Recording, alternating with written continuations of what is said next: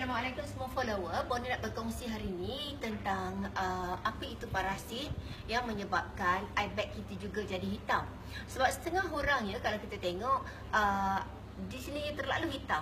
Walaupun cukup tidur, walaupun dia dah cuba buang toksin dalam badan, tapi masih hitam. Itu apa dia?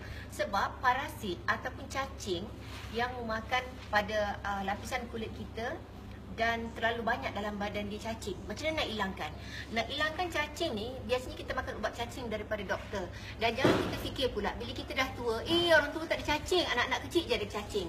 Okey, orang yang ada cacing ni selalunya mereka akan selalu lesu, muka pucat. Cacing ni dia hidup pada usus manusia. Macam saya kata tadi, dia berjalan sampai ke paru-paru, dia masuk ikut saluran darah. Dan cara petua nak buang cacing dalam badan kita, sebab tu elok kita amalkan petua yang bonda bagi ni. Pertama sekali ialah yang paling cepat ialah dengan biji betik yang disangai, ditumbuk, dicampur dengan minyak castor. Minyak castor ni banyak dekat kedai India, tapi dia pekat. Dan kau nak minum tu memang tak lepas, rasa macam tersangkut dekat kerongkong. Dan kita kena makan dengan jus orange, baru dia akan boleh ke bawah. Yang petua yang bonda bagi ni, sebenarnya dia sangat bagus juga untuk mencuci kita punya kolon.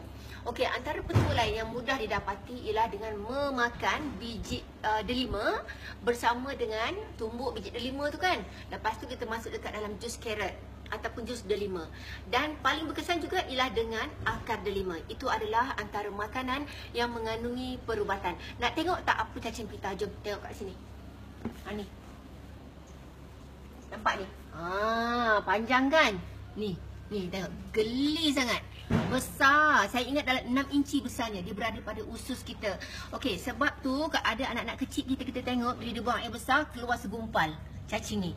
Jadi untuk membunuh dia supaya dia tak membiak, amalkan petua bonda tadi, iaitu biji delima bersama dengan jus carrot pun elok, ataupun bersama akar delima direbus minum jadikan teh. Dan juga kita boleh mengamalkan minyak castor bersama dengan biji buah betik. Itu sangat-sangat berkesan. Jadi macam mana nak cacing ni masuk dekat dalam badan kita? Itulah dia. Cacing boleh masuk dalam badan kita melalui apa Nana? Kaki kot. Okay, melalui liang roma, tapak kaki. Sebab tapak kaki kita walaupun keras, di situ sebenarnya lah liang roma yang paling besar. Sebab tu berlakulah rawatan transdermal dan juga cacing pun masuk ke situ, dan juga pemakanan yang tidak dicuci bersih. Takutnya. Geli.